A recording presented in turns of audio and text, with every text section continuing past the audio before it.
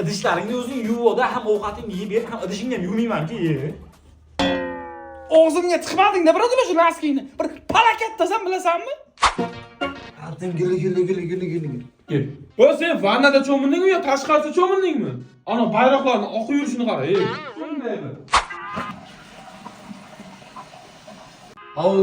Nima bo'ldi hozir?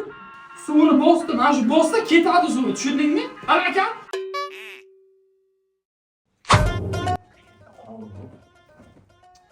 Bolalar, chimni ko'rmanlangmi?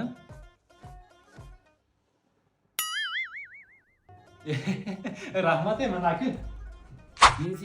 Men seni aziz. Dizadanmi? O, zo'r-ku. Kimniki bu? Bo'ldi endi saniki. Gigiyena, farosat degan narsalar yo'q-ku sizda baribir. Ha, rahmat. Endi nima qilyapsiz? Palakat! Bir haftadan beri yozyapti bu mustaqilishda. Ertaga topshirishim kerak, nima qilaman endi? Voy, po'y muncha vahima qilasan. Mana qara. Telegramga kirasan. Ziyokor talaba bot deb qidirasan, botga kirib boshlashni bosib, bot yangiliklar tashlab boriladigan guruhga qo'shilib, a'zo bo'limni bossang, referat mustaqilish taqdimot bo'limlari chiqadi. Qo'llanma bo'limini bossang, botdan qanday foydalanish bo'yicha videolar ham bor. Bu faqat o'zbekcha emas, ingliz tilidan ham bor edi.